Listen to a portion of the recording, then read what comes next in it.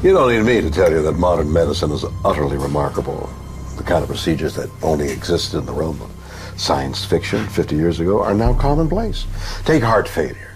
Still the world's biggest killer, but these days, if you're lucky, doctors can transplant a healthy heart into your chest.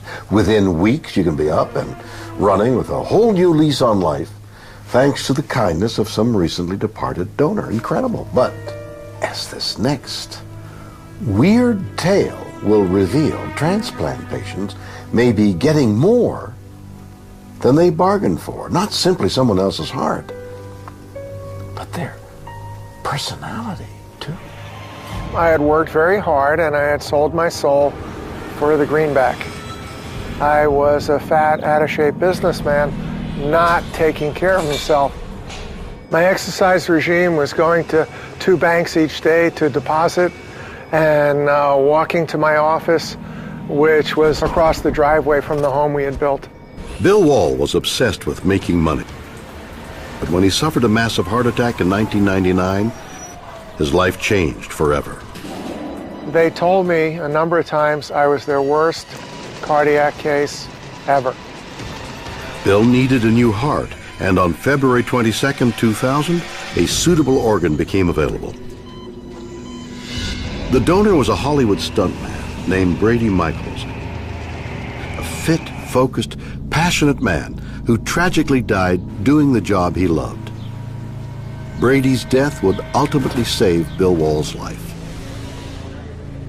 I remember waking up that afternoon very sore, but I had a new heart and I was smiling. I was grinning from ear to ear because I was so thankful, because living in the hospital, you get to appreciate, and if you're smart, you learn love, patience, tolerance, and understanding, because there's so many angry people in the world.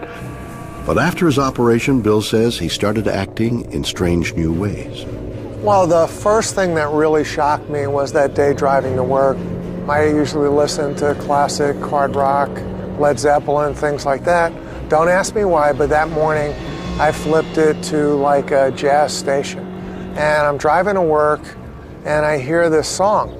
And it was Sade, The Kiss of Life. And I started crying and it was like butter going through a knife. And I usually don't cry. It takes a lot to make me cry. And here I was, like freaking out. Bill learned later that his heart's donor, Brady Michaels, was also a jazz aficionado.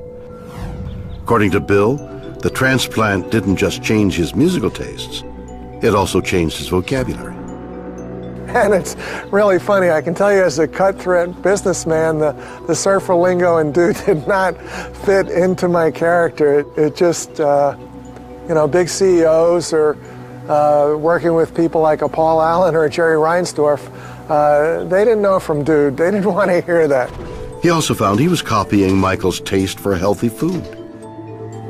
He was a health nut. He was very big on salads.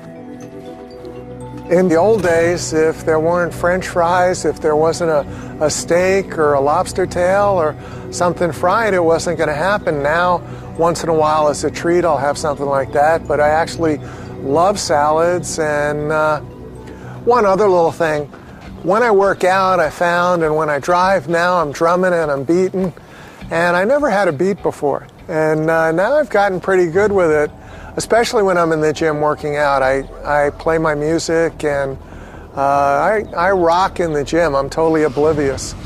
Most astonishingly, Bill's new heart transformed him from an overweight couch potato into a physical fitness freak, just like Brady Michaels.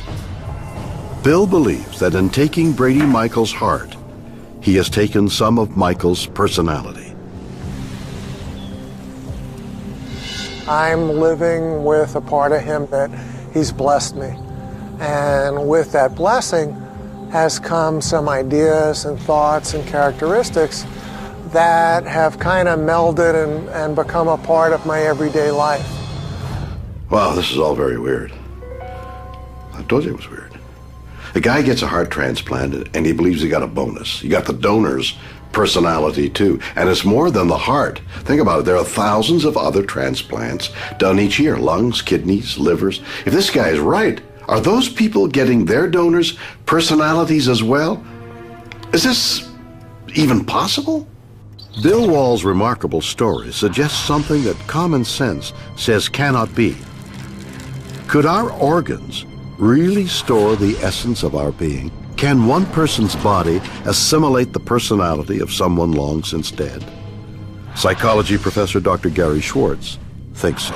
If all tissues could store information and energy, then if a tissue was removed from one person and was surgically placed in another, there would be a transplant not only of the matter, but of the memory as well. Bill's case is not all that unusual when compared to other extraordinary cases. Schwartz has researched the transfer of memory for 30 years and has tracked down some 70 cases of similar donor stories. I have seen too many cases of uncanny and accurate parallels for me to question whether there's a phenomenon here. In 1988, Claire Sylvia received the heart and lungs of a young man who died in a motorcycle accident. After the operation, she develops a new taste for beer, green peppers, and chicken nuggets, things her former self would never have eaten. The donor's parents tell her that their son Tim loved nothing more than beer and green peppers, and chillingly, on the night Tim died, he was riding his motorcycle with a box of chicken nuggets in his pocket. There are examples from Bill's case which indicate the specificity above and beyond simple changes in diet or exercise, which a lot of people might do because they had a heart transplant. Can't these personality changes be explained as a reaction to a brush with death, or even as side effects of the powerful anti-rejection drugs used after transplant surgery? The first thing we want to entertain are conventional explanations like side effects of the drugs, stress of the surgery, or just changes in philosophy of life. The side effects from major organ transplant are mostly related to the immunosuppression that's required because the recipient immune system wants to fight against the new organ. And so they're given drugs and medication to tame down their immune system. And most of the side effects and toxicity come from these immunosuppressant drugs that reduce the response of the body to the new organ. A side effect of a steroid might change people's anxiety level, or it might change maybe a certain food preference. But it's going to be random in relationship to the preferences and personality of the donor. In order for that change to match the donor, there has to be some coupling. And that coupling is not going to come from the drug. Now, the drugs may facilitate sometimes those connections, but they're not causing the match. The matches can only be explained by some sort of memory or informational connection. I don't think the anti-rejection drugs, as toxic as they may be, could explain the specific information that gets transferred. That would have to be pure luck or some actual mechanism of transference from the donor to the recipient. So it appears to be too much of a coincidence to be the drugs. Dr. Stuart Hameroff has a radical theory that suggests something almost beyond belief. Can the human heart actually store our memories? It's not only the brain that can store memory. We have muscle memory. We learn to play tennis, and there's information stored in the nerves that control the muscles. And the heart has a lot of neurons. Outside the brain, it's one of the largest collections of neurons in the body. The nodes that control the beating of the heart and the conduction and the synchrony of the muscles, so the heart beats together synchronously, are fairly a substantial complex of neurons. Ganglia, AV nodes that form a network of neurons inside the heart. Neurons are specialized cells that transmit information via electrical impulses and chemical signals throughout the body's nervous system. The information they carry allows us to move, think, learn, and feel. Most neuroscientists believe that long-term memories are stored exclusively by neurons in the brain. Dr. Hameroff has a more radical theory. He believes memories can also be stored by neurons in other parts of the body, within a cellular structure called a microtubule. Microtubules seem to be the most likely site for memory to be housed, because we know that in Alzheimer's disease, where you lose memory, it's the microtubules in the brain neurons that fall apart. So there's a number of avenues of evidence that lead to the fact that the microtubules are housing and storing memory. But it would be focused and more prevalent in parts of the body that have the most neurons, the most microtubules, namely the brain and the big nervous ganglia like the heart. If Dr. Hameroff is right, memories can be stored by microtubules in the brain, the heart, and the spinal cord, or anywhere else there are neurons. This could explain why, when Bill Wall got a heart transplant, he got a memory transplant too. Dr. Hameroff came to his theory of memory initially by studying neurons and anesthesia, and then extending that to other organs, particularly the heart.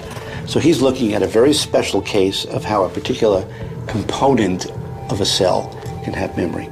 And I wouldn't disagree with it. Throughout human history, poets and philosophers have invested the heart with powers and meaning beyond that of a simple organ. In Papua New Guinea, victorious warrior tribes would consume the hearts of the vanquished to absorb their qualities. In the arts, the heart has always been seen as the source of all love and passion. Who could refrain that had a heart to love, and in that heart courage to make love known? That's Shakespeare. The heart is central to our culture, and it is our own center. From the heart, everything flows. Now, some scientists believe the heart literally has a mind of its own. But could memory and intelligence be found in more than our hearts and heads? Could it be coursing through our whole bodies? Dr. Schwartz's theory takes things a step further. He thinks memory can be stored in all cells throughout the body, not just the neurons, thanks to something called feedback. Feedback is the essence of learning and memory. Now, that same feedback process operates at any level. It's what operates within the neurons that allow the neurons to learn between them. But that same feedback that allows the neuron cells to learn is feedback that can operate within the interconnected network of cells in the heart or the lungs or any other organ. That's why feedback memory is, if you would, a universal memory model, which then can in unique ways be applied to any system at any level. Feedback occurs when a past event influences the response to the same event in the present or future. According to Schwartz, this loop allows individual cells to have a sort of memory. That's another thing about these feedback loops, is a recurrent process. Each time you repeat the process over and over again, it makes the memory stronger. Could our individual cells have a form of memory? Schwartz believes they do. And what's more, he thinks he can prove it. We typically think of muscle memory as being mostly the brain. But it turns out the muscles have the potential to learn as well, because all muscles have feedback, ergo feedback memory and muscle memory in the muscles themselves. Schwartz can show this principle in action. A person is able to train his muscles to shoot basketball hoops using feedback so that he continues to hit the basket even when blindfolded. According to Schwartz, it is not just groups of tissue that can have memories. He thinks it is possible that every single cell in the body can store information. Since feedback loops are operating at every level in the body, at every level, there's going to be theoretically memory and to various degrees learning at every level in the body. And so this is not a theory about brain learning or heart learning. It's really even not a theory about cellular learning per se. It's a theory about feedback learning, and to the extent that cells have feedback loops, then they will learn as well. Although unproven, this theory could help explain the cases of transplant recipients who report receiving the donor's memories, tastes, and behavior along with their new organ. Interesting, but unfortunately all theoretical. Maybe to find the answer to this mystery, we should take a look at a different organ, the human brain. Maybe, just maybe, now that Bill has his new heart and his health, it's gone to his head. Could getting a new lease on life convince you that you are a whole new person? Bill doesn't think it's all that simple. Certainly just getting a transplant and a second chance at life changed me in a major way, but I also totally believe that certain characteristics of my donor have become a basic part of my life, and I feel that this is the cellular memory that's changed my life, and I honestly feel made me a better person, a happier person, and I actually love now caring and helping and wanting to make a difference. Most neuroscientists remain skeptical that cellular memory exists at all. Nevertheless, Bill Wall believes memories, just like organs, can be transplanted. One thing is true, Bill's experiences have definitely been weird, or what?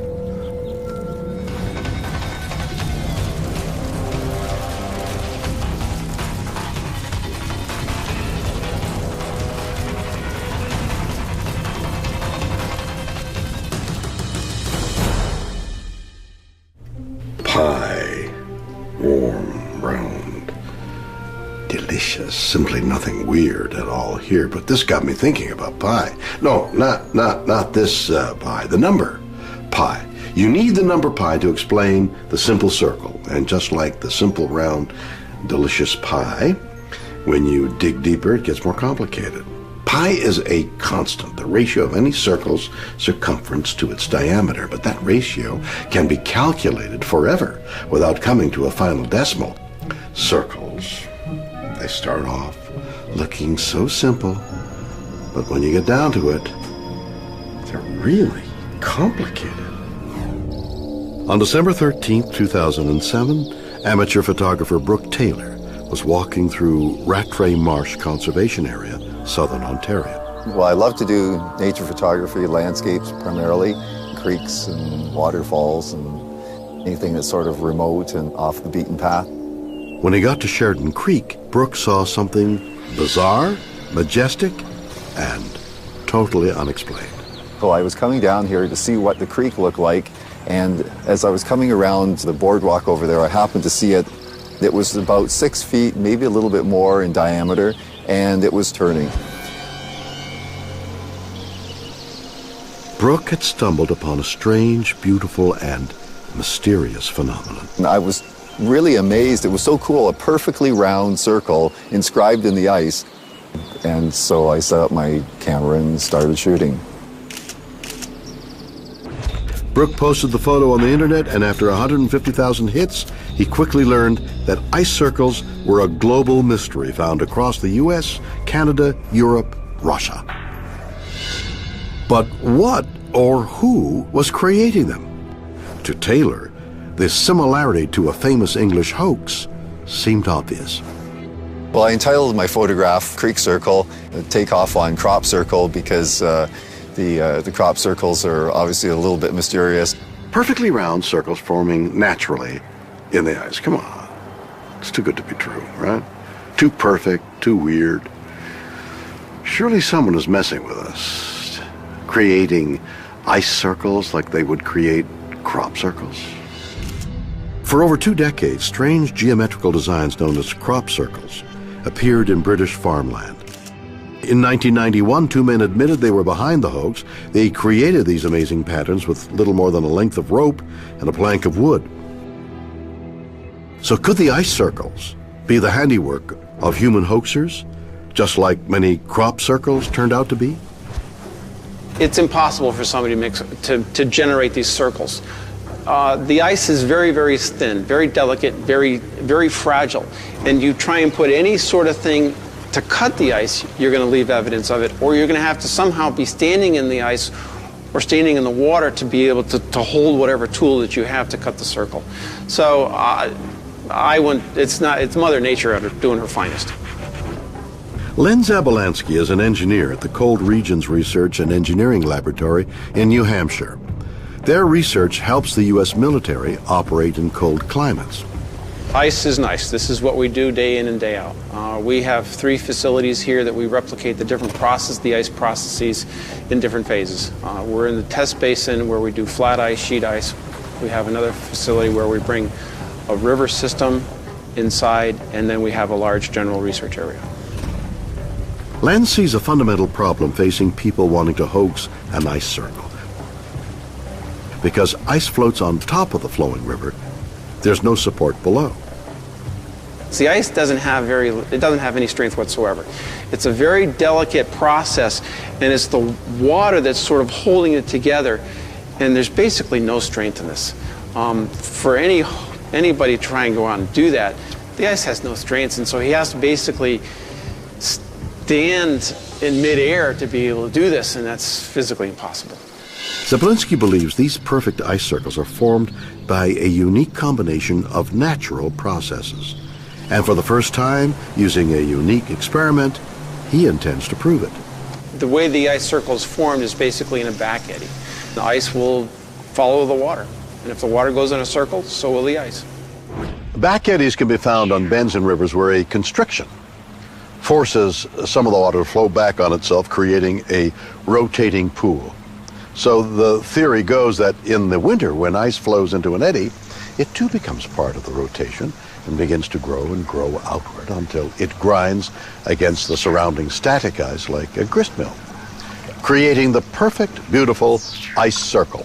And what happens in the winter environment, ice that's coming down into this backwater area actually goes around as well. And as the ice is contributing into this background, it continues to grow in a larger and larger circle.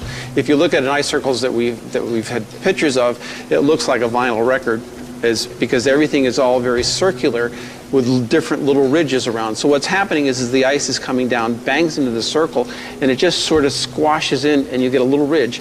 And that ridge just keeps building up in time and getting larger and larger and larger and larger in diameter. Like a grist mill, the rotating ice circles grind against the surrounding ice, creating a perfectly round circle and its mirror image. The two pieces will sort of nest together with a little bit of open water between them. And there's a very narrow gap that you can actually see the milling process actually taking place. Len believes this is exactly what happened to create the ice circle in Brooke Taylor's photo. You can actually still see rings. This is the kind of ice circle that we're going to duplicate today. What are these mysterious circles of ice? Are they a natural process of nature? Can they be recreated in a lab? Or does the answer to this bizarre mystery lie beyond our planet? At the Cold Regions Research and Engineering Laboratory in New Hampshire, engineer Len Zablinski intends to find out with an experiment that has never been attempted before, recreating the conditions that he believes will lead to the creation of an ice circle. What we've created here is the river process that would contribute to the formation of an ice circle. In a temperature-controlled laboratory, Len has recreated the prevailing physical and environmental conditions that existed when Brooke Tyler photographed the ice circle. The water is coming from our upstream reach of the river. It's coming down past, but we have more water coming into this section of the river that we can actually allow to leave, to sort of create a backwater eddy. What happens is the water coming into our eddy reach, our hydraulic section, is less than the water that we're allowing to release from our control section. So we're continually recirculating. That's the recirculating section. And so a little bit of the water will come out, but the ice will actually stay in and continually recirculate. The back eddy is a rotating pool of water Len believes is needed to trap and grow ice into a circle.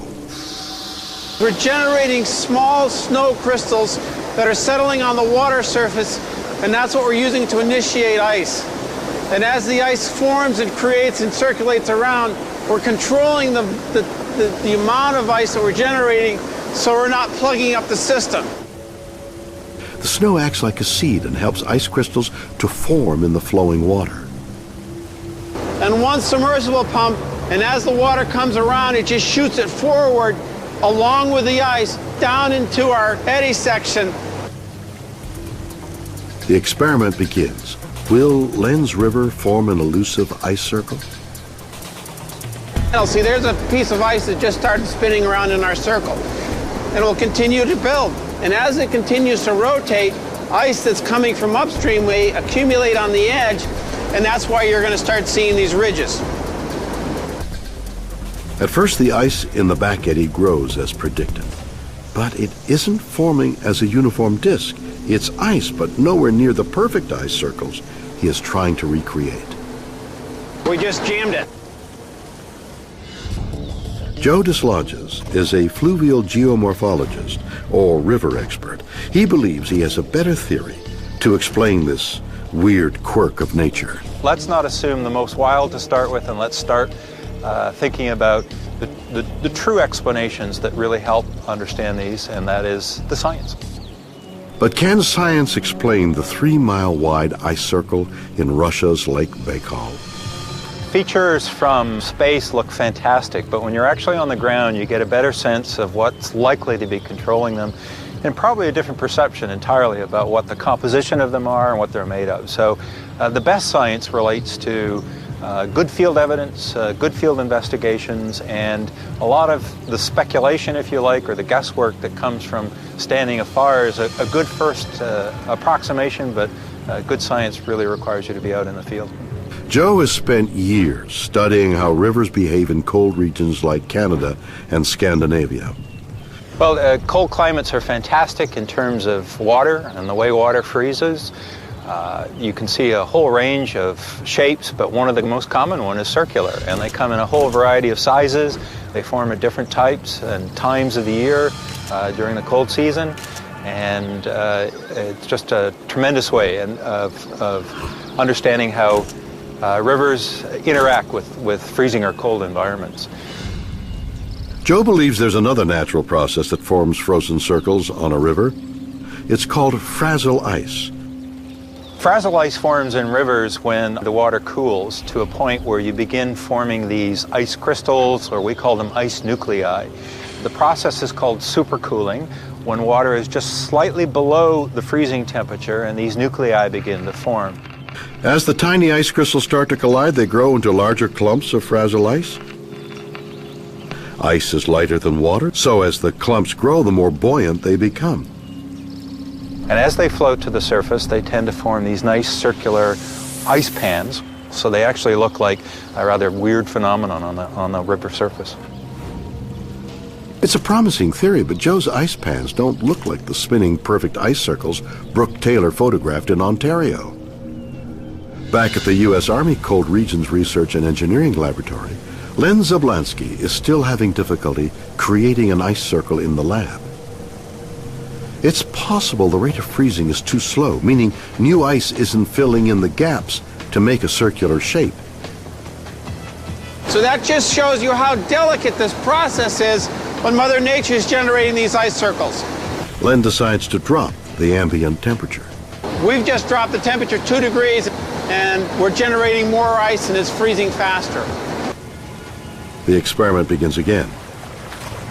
This time, the colder temperature is helping build the ice as quickly as it is melted or eroded away.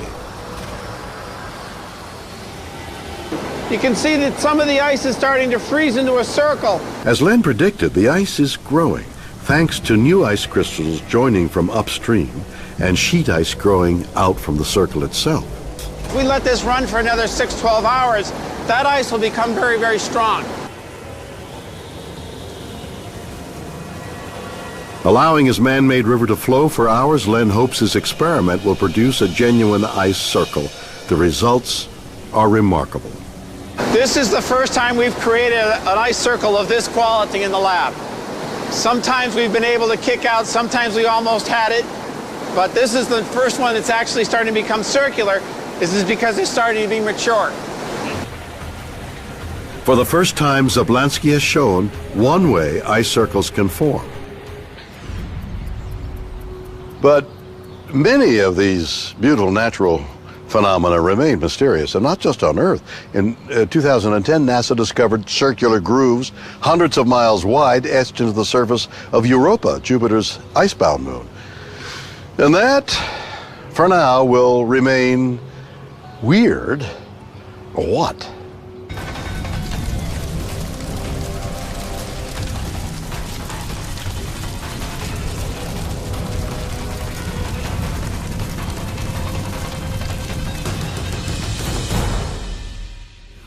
Four unremarkable letters, A, T, G, and C. That's all there are in our DNA alphabet.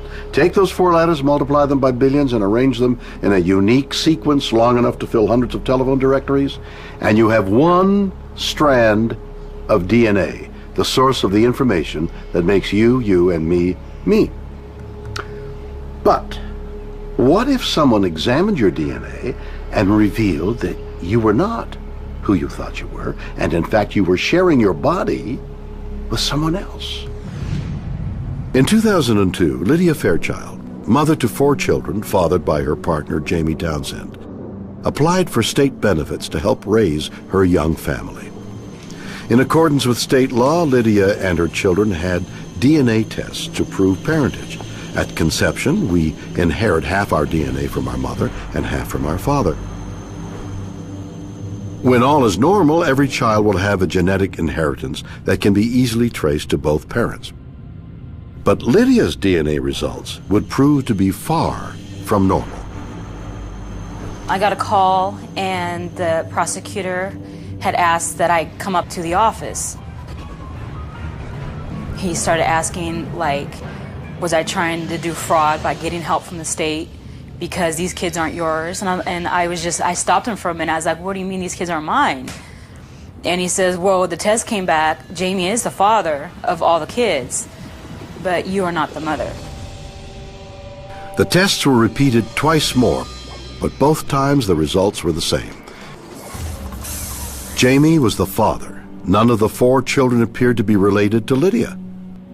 I was so scared. They said that they were going to take it to court because they didn't find that I was telling the truth. They thought that I was lying. The state prosecutor started an investigation, and Lydia found herself in front of a judge. The judge looked at me and he says, are these your children? I said, yes, they are. I got pregnant, I carried them, I delivered them. The doctor has ultrasounds of them being in my stomach. The judge said, you opened a big can of worms. He's like, we don't know what's going on here, but we're going to figure it out. He said he wants me to go down to a special lab and have DNA tested on me and my children again. But now not through the nurse, through the prosecutor's office, where she could possibly be making this mistake. Despite overwhelming evidence supporting Lydia's claim, 4 DNA tests show that she is not the biological mother of the children she gave birth to. But why? First and most obvious reason to be explored, the possibility that the DNA tests could be wrong. To be told that DNA is essentially foolproof is very problematic. Dr. Carrie Bowman specializes in the ethics of medicine. Many people in medicine, and I'm one of them, would say nothing in medicine is 100%. It can get close to it, but it's not 100%. The talk, though, with DNA is that there's an exception, and that DNA is virtually foolproof as a testing strategy, when in fact, they may be rare, but there are exceptions to that. So in fact, did Lydia really have a fair consent process? I would say not. Parental DNA tests themselves are more than 99% accurate, but humans can and do make mistakes. Had this happened to Lydia's tests? My first thought is perhaps somehow the samples got screwed up. Maybe they mixed up her DNA sample with some other woman's, and then when they tested it, of course it would show that it wasn't her kid. And my first goal was I was going to ask the court to order a whole new set of DNA tests done with a new laboratory to do it. See if a second laboratory came back with the same problem. Medical mix-ups do happen. In 2002, Linda McDougall from Woodville, Wisconsin, was diagnosed with breast cancer and underwent a double mastectomy. However, 2 days after the operation, doctors told Linda it had all been a mistake. Her biopsy results had been accidentally switched with another patient's. Linda never had cancer, and so the surgery had been completely unnecessary. Did a similar human error skew Lydia's DNA results? Or is the real answer to this mystery beyond anything medical science has ever imagined? So what is going on? Another theory suggests that Lydia could have given birth to her children and yet not have been their biological mother. It is speculated that Lydia was an IVF surrogate. So what a surrogate pregnancy is what used to be called test tube babies, when egg and sperm are introduced outside the womb in a lab condition, put together, they create an embryo, and that embryo is then put into the uterus of a surrogate mother. So this woman has no biological relationship to the child that she is carrying and will eventually bear. But why would Lydia have carried the fertilized eggs of another woman 4 times over? It certainly wouldn't benefit fraud. IVF itself is extremely expensive, and to speak in American dollars, you could easily be talking about $30,000 or $50,000. And how someone like Lydia Fairchild would want or could possibly do this to create some kind of welfare scam, I can't even imagine how that would work. The costs simply don't line up to whatever benefits someone could pull from this in terms of a welfare scam. It doesn't make any sense. And as Dr. Chichayat explains, IVF is not something that can be done at home. It's impossible to do in your kitchen in vitro fertilization. You have to stimulate the ovary of the mother, and you have to make sure that you don't overstimulate, because then it will produce huge cyst in the ovary and can cause her to have dehydration and even death. So it has to be monitored very carefully by experts in this field. There's an even bigger problem with this theory.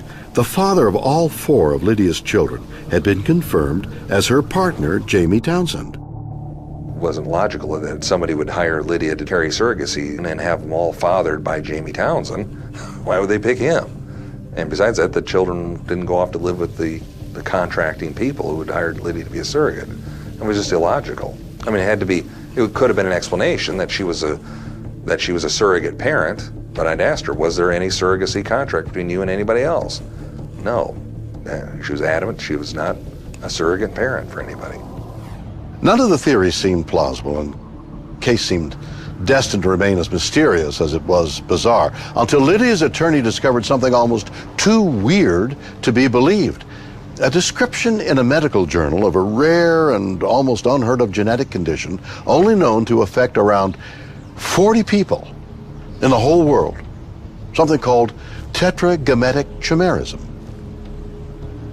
I was doing a little trolling on the internet and wondered if maybe it fit our scenario.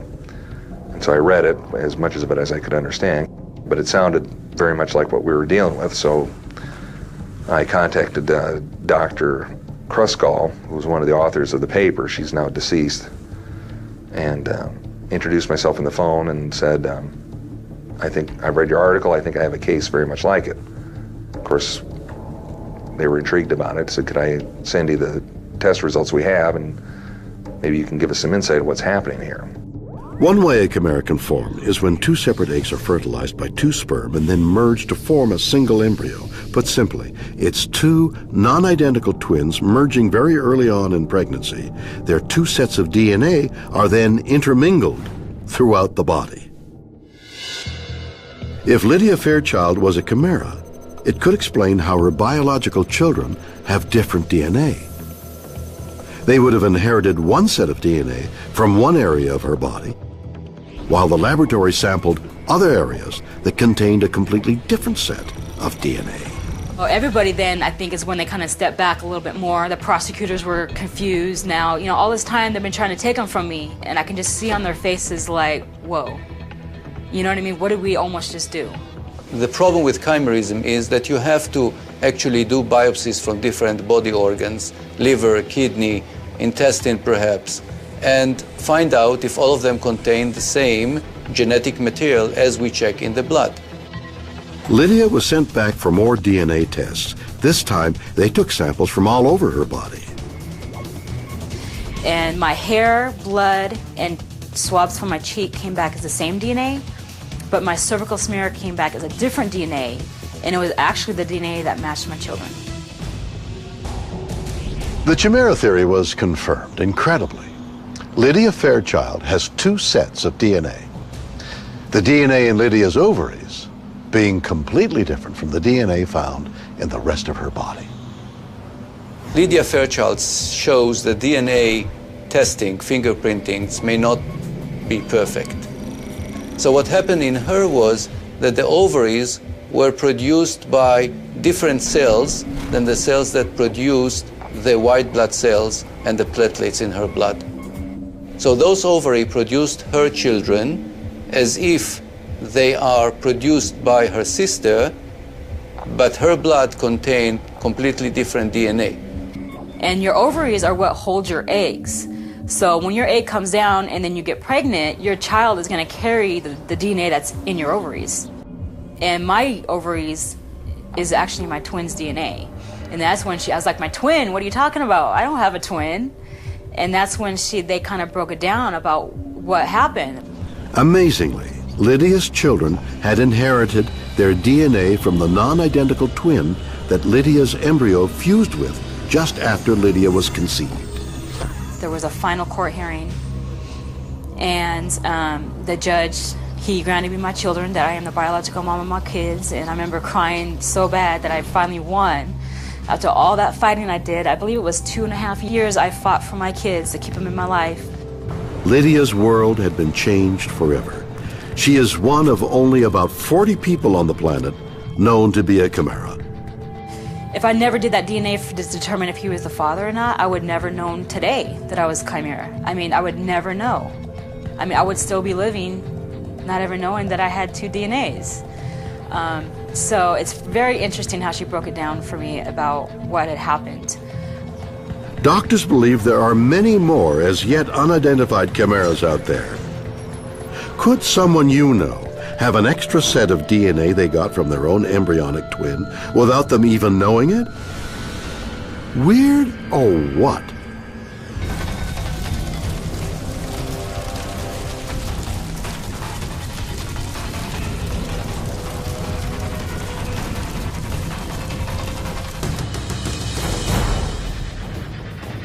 So there we have it. 3 weird stories, each with several competing theories.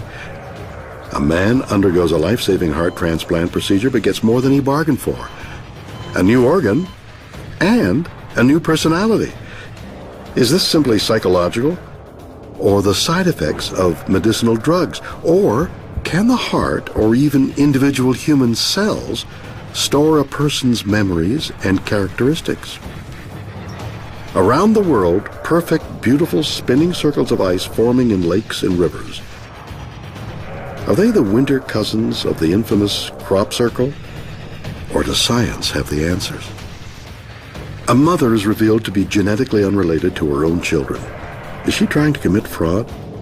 Or is she the victim of a series of DNA mix-ups? Or are we dealing with a rare and extraordinary genetic oddity?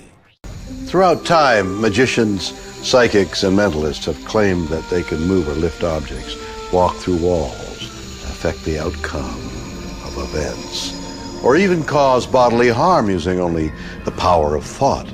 But do these paranormal powers actually exist? Can humans really use their mind to affect matter? But come on, I hear you say, psychic power for real? What level-headed person would possibly take such a crazy idea seriously? Well, how about the United States Army? In the late 1970s, the U.S. military did something extraordinary. A group of top soldiers started to investigate whether the mind could be used as a weapon. Among them was retired U.S. Army Colonel John Alexander. We had been blindsided by the Soviets on several occasions. And so we had some senior leaders who were willing to explore very unique areas, and paranormal phenomena was one of those. The Army set up a top-secret operation called the Stargate Project. Its mission, to harness paranormal powers for military use. Some soldiers felt they had experienced the paranormal while advancing through enemy territory in the jungles of Vietnam. They called it Point Man Syndrome. When certain people are on point, they sense things like where mines were, ambushes and whatnot. Other people don't have that. Why? Don't know. John Alexander investigated psychokinesis, the ability to move objects just by thinking. His experimentation started with spoon bending. We had a session at my house. General Stubblebine, who was the head of INSCOM at the time, was present, and we had a truly phenomenal event occur directly in front of us. At this top-secret session, a psychic was asked to demonstrate the power of the mind. The guy held up a fork, and this thing just dropped over 90 degrees. And we saw that, and we said, wow, need to look into how you can do that sort of thing. And so that led to the process, and we set up a program to do that. I ended up being able to teach this, and we used it not because bending cutlery makes any sense at all. It was to get mindset. It was, how do you convince people not to think within the box, if you will? Alexander focused his unit's time and resources into learning this psychokinesis. Amazingly, it wasn't long before he started to get results. This particular one was a lieutenant colonel. He was holding these forks just like this. They used to be matched. This thing dropped over a full 90 degrees. With all of us watching, came back up and went to where it is now. And you can see that, however you look at it, those are dramatically different. Absolutely no physical force involved. Encouraged by their success, Alexander and General Stubblebine started programs to train soldiers to use other paranormal powers like remote viewing. Remote viewing is a means of data acquisition. I guess you'd colloquially call it psychic spying. You had an individual who was in a chamber, in that case usually at Fort Meade. They were given specific targets, although they knew nothing about the target, and said, tell us about what's going on at that location. The Russians had built a huge concrete structure on the White Sea in the Arctic Circle, but U.S. intelligence had no idea what it was for. Alexander asked remote viewer number 1, Joe McMoneagle, to use his psychic powers to see inside. And he described the building. All they gave him initially, by the way, were coordinates, described the building, then went inside, looked, and says, there's a big submarine in there. And he described it, and says it's double-hulled.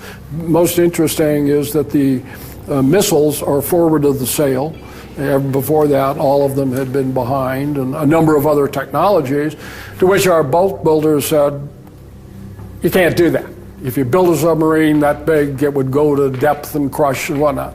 Well, guess what? It became known as the Typhoon-class submarine. Again, our intelligence community had totally missed it because we had not heard that there were changes coming. And we also did not believe, this cerebral centrism, that anybody else could do it. Unknown to the U.S., the Russians had developed a new ultra-secret class of submarine, the largest in the world, with multiple titanium pressure hulls. And now, thanks to the supposed paranormal power of a U.S. Army soldier, the Russians' secret was out. Was this result an incredible stroke of luck? A coincidence? Or had the military application of remote viewing, psychic espionage, actually paid off? There's usually a pretty simple explanation for what seems to be an extraordinary event. Jim Underdown has devoted his life to testing the claims of paranormal powers. And we take it upon ourselves to use science to explain why some people hold some of these beliefs. We do test people who make paranormal claims, so it depends on what the nature of their claim is. The Center for Inquiry invites people to prove their powers in a scientifically acceptable testing environment. Well, we had a woman who claimed to look inside the human body and tell if a kidney was missing or not. She failed her test. We had people who claimed to be able to send words from one person to another. He failed. So lots of people come forward with these claims. 0 are successful. In fact, Underdown thinks their claimed powers have more to do with magic than with the supernatural. Magicians are helpful in making inquiries into some of these claims because we suspect fraud sometimes, and sometimes the simplest parlor magic trick is employed in the guise of supernatural power. Skeptic, investigator, and magician Mark Edward knows how spoon bending is done. He feels it has nothing to do with paranormal powers. A lot of people are interested in spoon bending, so I'm going to just show you how easy it really is if you focus your mind. So focus on bend. Think of Bend. Bend. Yes, I can feel it starting to loosen. Yes, just slightly. A little more. Keep concentrating. There we go. Yes. Whoa. A lot of psychic energy in the room. And let's just try and get this part. This is really good. You'll see it just droop. Mark is a magician, so he can't reveal how the trick is done. But one version goes something like this. The spoon is already bent, but Mark is hiding the handle behind his fingers. Mark has a false handle, which he pinches to make it look like the spoon is straight. Releasing his grip makes the false handle drop so it looks like the spoon is bending. When Mark shows us the bent spoon, he's actually diverting attention away from the fact he's pocketing the false handle. Try and get this part. This is really good. I would say it's possible to make the mistake of thinking that your mental state could aid you in bending the spoon. It is impossible to think that the spoon could bend on its own without cheating. In order for the spoon to bend on its own, you have to cheat. There is no physical way to do that. For Jim Underdown, most claims of paranormal ability, including the ones researched by the U.S. Army, are a hoax. So did the U.S. military waste millions of tax dollars on paranormal research? After all, it's all nonsense, right? Well, maybe not. You see, it's not just the Army that has taken such spookiness seriously. Researchers at Stanford and Princeton universities studied phenomena like ESP and psychokinesis for 30 years. And today, some scientists believe laboratory evidence for such psychic ability might actually exist. This is an experiment looking at the relationship between mind and matter. Braden believes the human mind is capable of interacting with something far smaller than spoons, photons, the subatomic particles that make up light. Lisa is asked to place her attention on an optical system, which has a laser beam in it. Hidden from view, a laser shoots a beam of photons through two tiny slits etched in a slide to create an interference pattern. She's at a distance, she's not able to see the beam itself, but she's asked to imagine that she could see the beam. And so what we're checking is whether or not pure awareness alone is able to interact with the physical world. According to his theory, if psychokinesis exists, the subject should be able to influence the nature of the interference pattern just by thinking about the photons. This picture here is showing what the camera sees in the double-slit system. And here, we're measuring what's happening in her brain. So we want to see, is there a relationship between the EEG and the interference pattern? If we can show that the relationship exists, then that's showing a mind-matter interconnection. The experiment begins. Welcome to the double-slit experiment. Please relax. Okay. The subject is asked to imagine, in her mind's eye, the interference pattern. You may now relax. Then she's told to ignore the pattern completely. At the conclusion of the experiment, the images of the interference pattern are compared to the EEG readout. These colors are showing the degree of correlation. If it's positive, we get a redder color. And so this is interesting. This suggests that when Lisa is paying attention to the optical system, we actually see a change in the optical system, even though she's doing it in her mind. And when she's not paying attention to the optical system, you get a very different pattern of activity. Could this just be coincidence? If we see red, it means that there's a relationship. If we see this kind of red, it means it's a highly significant relationship. It's meaningful, that the relationship that we're seeing is not chance. It's a real effect. So can the mind affect matter after all? Braden's findings are controversial, and the majority of scientists remain skeptical about psychokinesis. Nevertheless, anecdotal reports suggest that the U.S. military still takes it seriously and restarted its paranormal research in the wake of 9/11. Probably the biggest thing that happened was causing people to think and think differently and to think beyond the realm of the possible as they knew it.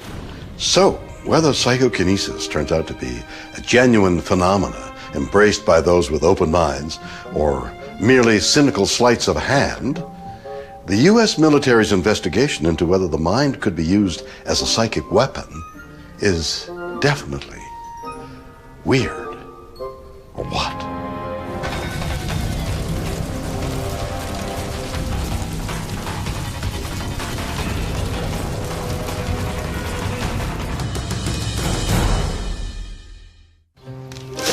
Ow! Almost lost a finger there. Need to hang on to that little pinky for a while yet. But did you know that if I were a salamander or a newt, it wouldn't be such a big deal? After all, if they lose a limb or a tail, they can grow another. Wouldn't that kind of ability be cool? But why would a newt be chopping vegetables? Oh! Can humans regenerate their limbs? Sounds like science fiction. Well, it's not. As this next story will show, the future is most definitely here. South Florida, 2009 is a typical day for the Mraz family. Father Froilan goes outside to wash the family car. He's accompanied by his two small sons, Froilan Jr. and 14-month-old Jiva. Their mother, Jeanette, is inside. What happened next was the beginning of a bizarre journey into the scientific unknown. He was stepping out, he was coming out from the house to the outside when Ivan was following him. He never noticed that Ivan was behind him. He shut the door like a normally kid will do, and Ivan was grabbing the edge of the door, and he shut the door. In an instant, Jivan's right thumb is cut off just below the nail. I grabbed some rag, the towel from the kitchen, so I put it around his finger. Yes, we were like, we need to rush. Yeah, because he was losing a lot of blood. I believe she was on her second towel, no blood. So yeah, we just rushed to the hospital. As they rush to get medical aid, Jeanette and Froilan have no idea just how badly injured their baby son is. Doctors treat Jivan's injury, but they tell his parents that since the rest of the thumb is missing, the boy's hand will be disfigured for life. We were at the hospital and waiting for the results. The doctor told us that probably he was gonna lose his thumb, and that was a bad news for us at the moment. The Mraz family is devastated. They believe their youngest son will be permanently scarred and partially disabled. But days later, the pediatrician offers some hope. He sends them to a doctor named Juan Bravo. He has a controversial new treatment known as pixie dust. He thinks it could improve Jivan's condition. The product is simple. It's a powder and it's applied to the wound bed, and pretty much you reapply every 24, 48 hours, and the tissue regenerates underneath it. Could Jivan's finger be saved simply by using a magic dust? It's an extraordinary claim. We called the mother, and I remember I called her and I said, listen, we've come upon a product that is supposed to be great for fingers. I got pictures to show you. It should not have any side effects or any future complications for him, and we would like to try it with him. And she was all up for it. But the powder has never been used on a baby before.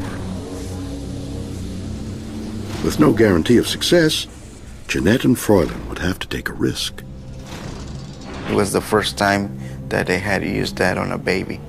So, I mean, I believe that it was a first trial, and we give them the yes.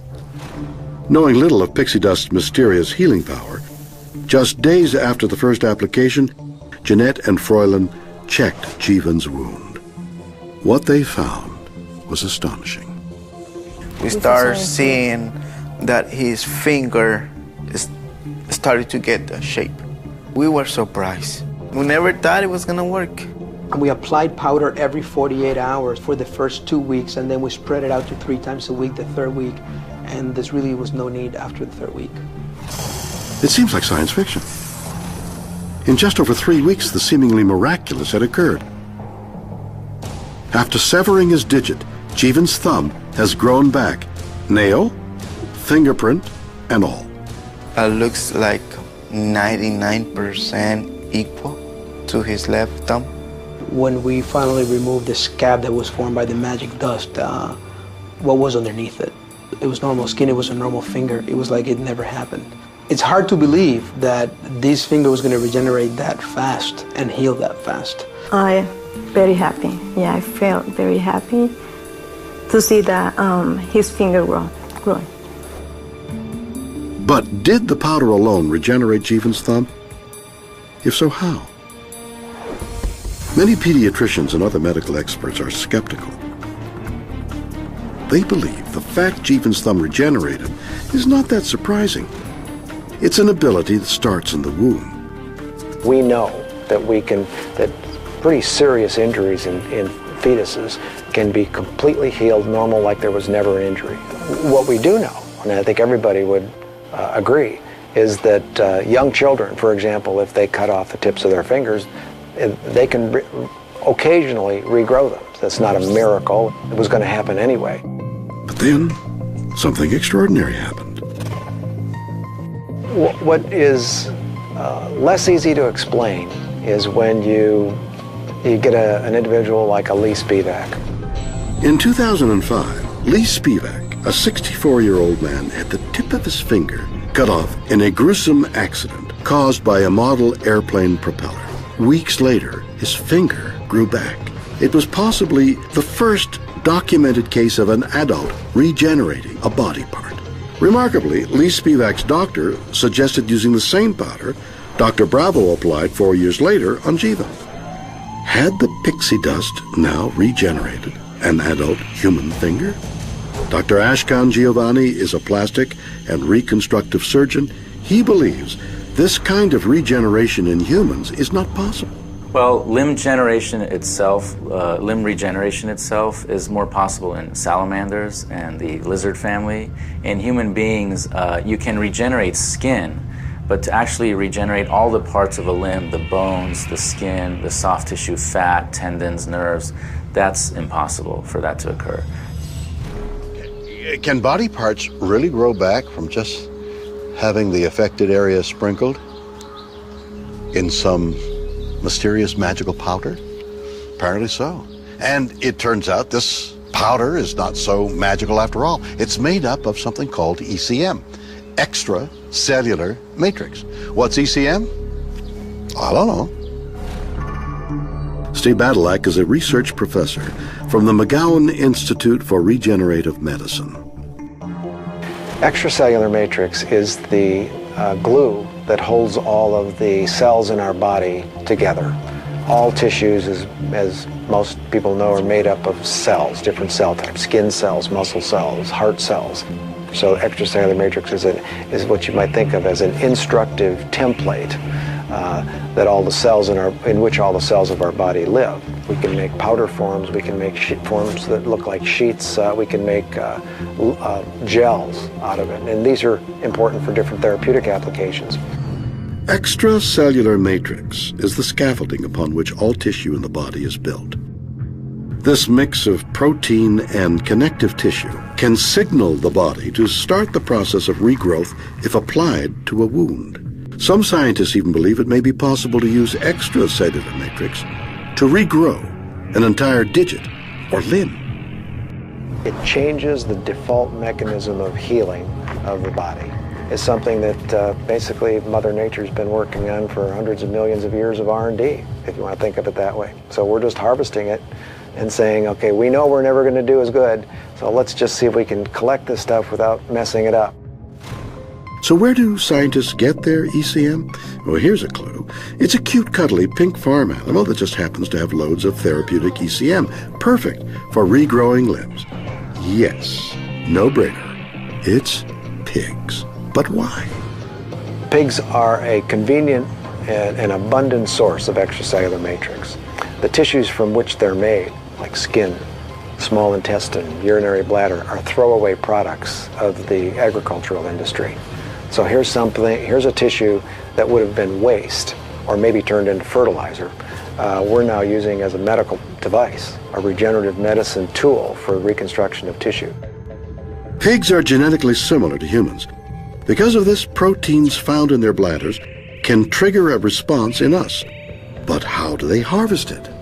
So to prepare the extracellular matrix, we start with the raw pig bladder. And then by using an acrylic scraper, we simply spread the tissue, loosen the muscle fiber. Using forceps, then we grab that muscle and literally pull and tear it away from the underlying matrix.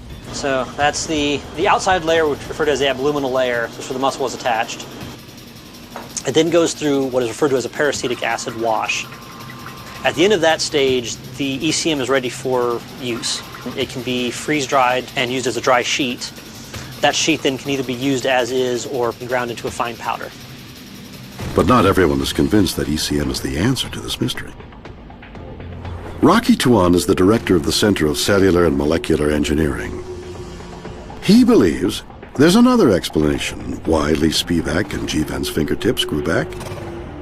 They may have a unique genetic predisposition that enables them to do it. Possibility of regenerating finger is definitely there, as shown by Lee's results. He may very well have a genetic or maybe even epigenetic constitution that allows him to respond in this manner.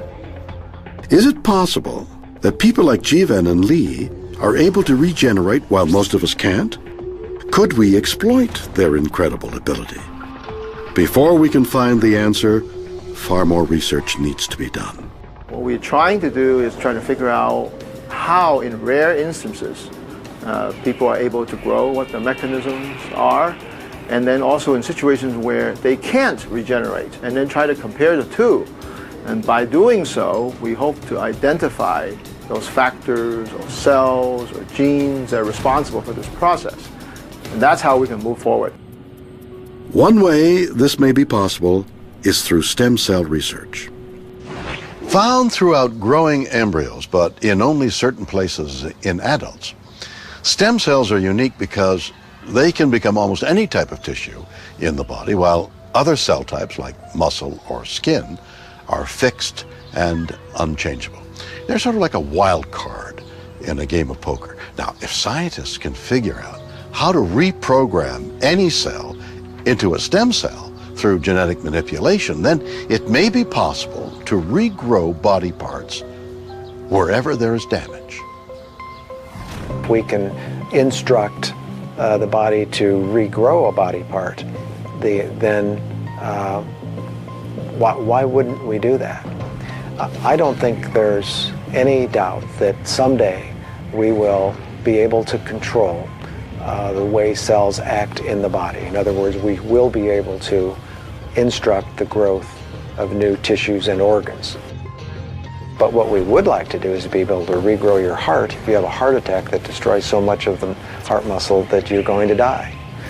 Or to replace your kidney to get you off of dialysis, or to regrow your esophagus so that you don't have to go through a life of misery after having it removed. Instead, we will grow you a new esophagus. This is not science fiction.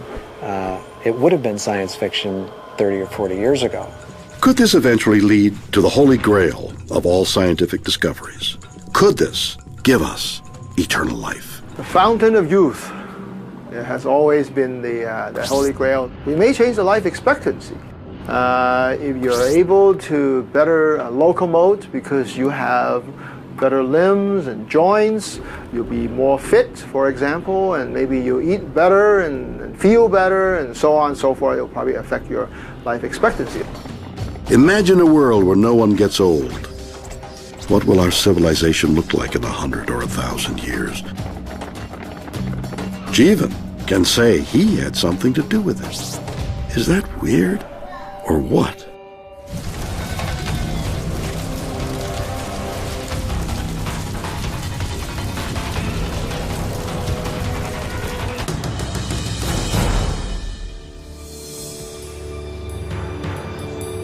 What if I was to tell you that long ago, in a time before time, in a remote land at the far edges of the known world, lived a race of tiny people who lived in constant mortal fear of huge carnivorous dragons. You might say, big deal, Shatner, like we haven't seen Lord of the Rings. But what I'm talking about isn't an epic tale of fiction set in Middle-earth. What I'm talking about is a real race of hobbits that may once have existed and fought real dragons right here on our Earth. Now, I dare you to tell me that isn't weird or what? The remote island of Flores, Southeast Asia, has one of the most bizarre ecosystems in the world. Inhabited by elephants, giant rats, and the deadly Komodo dragon, it is also the location of one of the most astounding archaeological discoveries in history. In 2001, a team of archaeologists traveled to the island and began excavating deep in a cave called Liang Bor. Researchers started excavating at Liang Bua, this limestone cave on Flores, Indonesia. And during the first 2 years of excavation, they found some small bits of human bone, but they weren't sure exactly what it was. But then in 2003, they discovered more remains. This time, it was a complete skeleton of a 30-year-old female named LB1. Carbon dating said she lived around 18,000 years ago. What confounded experts was that she was unlike any other human being ever found. In looking at our species, it certainly does not fit in. If it was a member of our species, it would be very strange. The reason was astonishing. She was only around 3 feet tall, almost 2.5 feet shorter than a modern North American woman. It's a very small individual. It was around 3 foot, maybe a bit less than 3 feet in height. This remarkable discovery led this tiny, full-grown human specimen to be nicknamed the Hobbit. Was science fiction becoming science fact? An undiscovered human-like species, only 3 feet tall, sharing an island with Komodo dragons and giant rats. Sounds too incredible? The indigenous population of Flores think they know what this species is. The mythical Abu-Gogo, a creature they believe once inhabited the island. The Abu-Gogo are said to have been small, hairy cave dwellers, same size as the Hobbit. These creatures are claimed to have survived until as recently as the last century. Is the presence of the Hobbit skeletons proof that the legends were actually true? Legend or not, it's extraordinary, undeniable evidence on an Indonesian island of a fully grown human only 3 feet tall. How could this happen?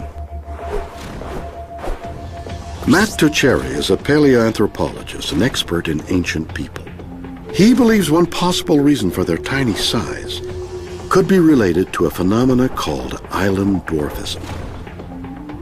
Island dwarfism is a description of a phenomena where, in some cases, on islands, say, or other ecological settings that are isolated, that some animals get larger and other animals get smaller. So rats and small animals tend to get larger, mostly because of access to resources as it relates to fertility.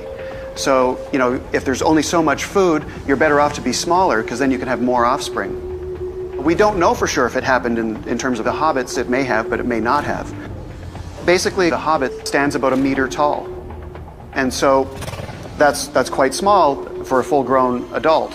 And we haven't really seen normal body sizes of that height for a long period of time in human evolution, going back more than 2 million years ago. So to find something like that, when we actually thought that sort of our body size increase, and particularly our lengthening of our legs, was a big part of our human evolutionary story, that to find something that doesn't fit into that and yet coexisted with us is really quite strange. But why did these remarkable creatures disappear? What happened to them? Some theorize the Hobbit may have become extinct because they were eaten by the island's Komodo dragon population.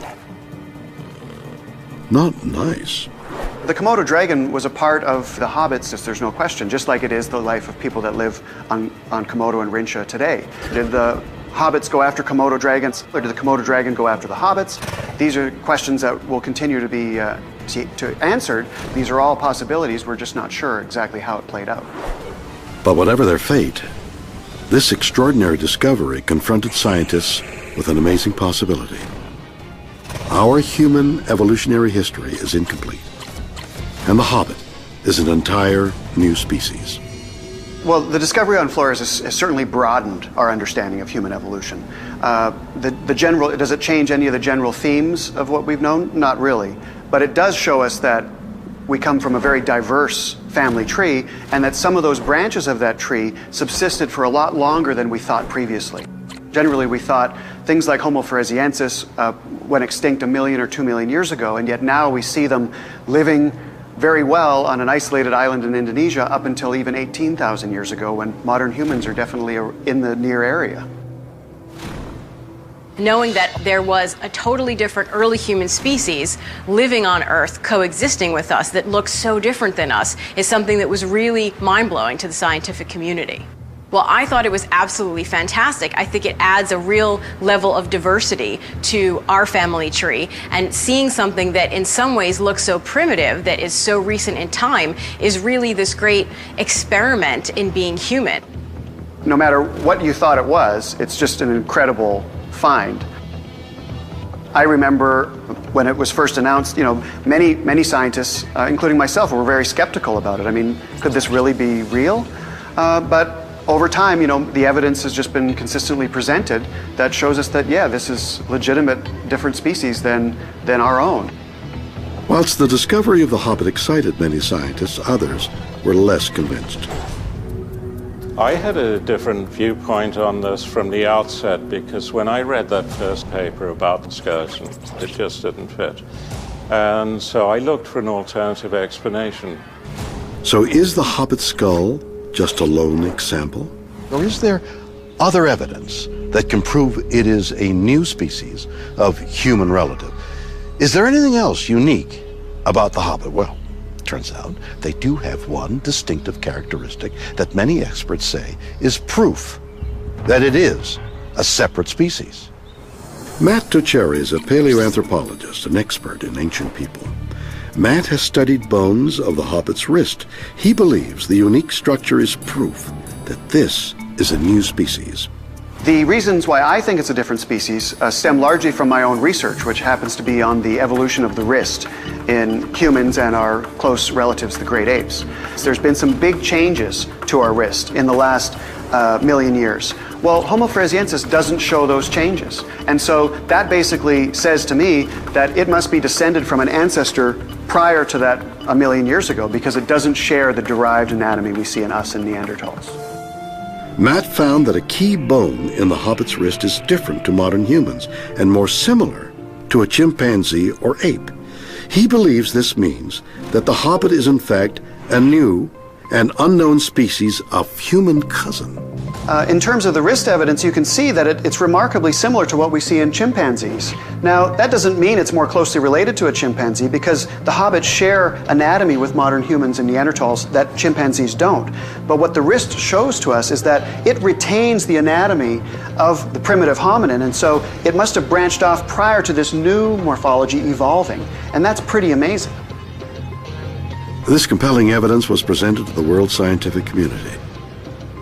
Since there were portions of other Hobbit skeletons found, they classified it as its own species with the Latin name Homo florensis. But anthropologist Robert Martin has a different theory to explain the mystery of the Hobbit. This skull is really quite unusual. The skeleton is quite unusual, and so you can understand why people said it must be a new species. It's a very unusual individual. Martin believes the Hobbit's inclusion into our evolutionary history was based on too little evidence. Archaeologists only recovered one skull among all the skeletal remains. And the point I really want to emphasize is that we have fragments of other individuals, but we only have one skull. If they had found 2 or 3 or 4 skulls that were all the same, it would be much more difficult to argue. We should be very, very careful about basing huge interpretations on single specimens. Dr. Martin feels the skull isn't consistent with our evolutionary history. he believes its small size raises a big problem. The Hobbit's skeleton is nearly 18,000 years old. If what we know about human evolution is true, the Hobbit's brain should be larger than it is. You have to go back 3 million years to find a brain this small. But over the last 3 million years, the brain has got bigger in every other single hominid except this one. So that's a problem. If we look at all of the known hominid skulls and plot out the brain size, you get a very nice curve. And the only thing that doesn't fit is this hobbit from Flores. Martin has an amazing theory of his own. He suggests that the Hobbit skeleton actually belongs to a modern human from Flores who suffered from a congenital disease known as microcephalia. And microcephalic simply means small head. It is a developmental abnormality. It's the cast of the skull of a modern human, microcephalic, small-brained modern human. And this brain is exactly the same size as in the Hobbit. Another convincing piece of evidence is that this disease also has another side effect. It produces a small body, just like the Hobbits. So the mystery deepens. Is it possible that the world's scientific community is wrong about the Hobbit? To add to the mystery, completely new species of long-extinct human relatives have started popping up all over. Most recently in a remote cave in Siberia, where a tiny, preserved human-like finger bone was unearthed with DNA unrelated to any of our so far discovered proto-human pals. Dr. Brianna Pobina is an education specialist from the Smithsonian Institute. She believes the Hobbit is just one of many previously undiscovered species, and more will likely be found. New fossils are being found all the time. They often fit very well into the early human family tree. At least 3 other species of early humans have shared the Earth with our species, Homo sapiens. Homo erectus, Homo neanderthalensis, or Neanderthals, and Homo floresiensis, the Hobbit. Potentially, this new species found in southern Siberia, this pinky bone, could have even been a 4th species. One of the ways they've determined this pinky bone belonged to a new species was by examining its DNA. Recent technological advances make it possible to sequence the genes of long-extinct species, but mysteriously, the Hobbit's DNA has never been examined. Why?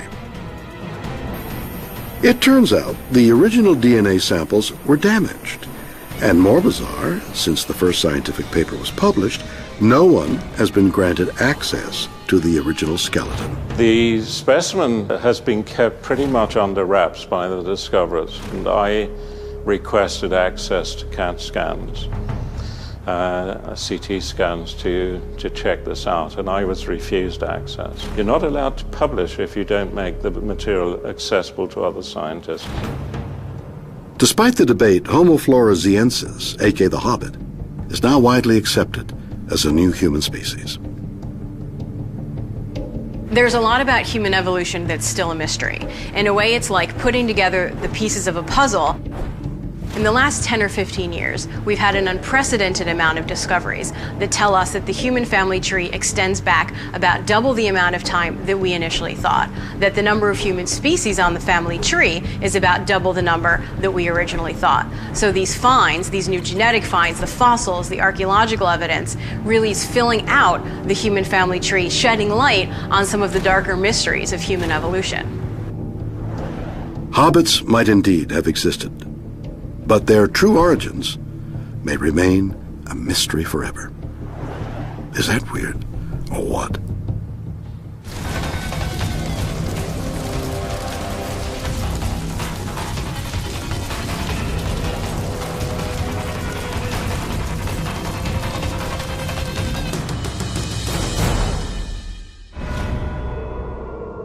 So there we have it. 3 weird mysteries, each with equally weird theories to possibly explain them. The U.S. military investigates the power of mind over matter. What did they find? Can we control objects or even kill just by using our minds? Or is psychokinesis just a trick of magic? A young boy and an elderly man both regrow their fingers after horrific accidents. Can we regenerate limbs simply by using powder extracted from a pig's bladder? Or on an Indonesian island inhabited by deadly Komodo dragons, archaeologists discover something extraordinary that could rewrite the history of human evolution.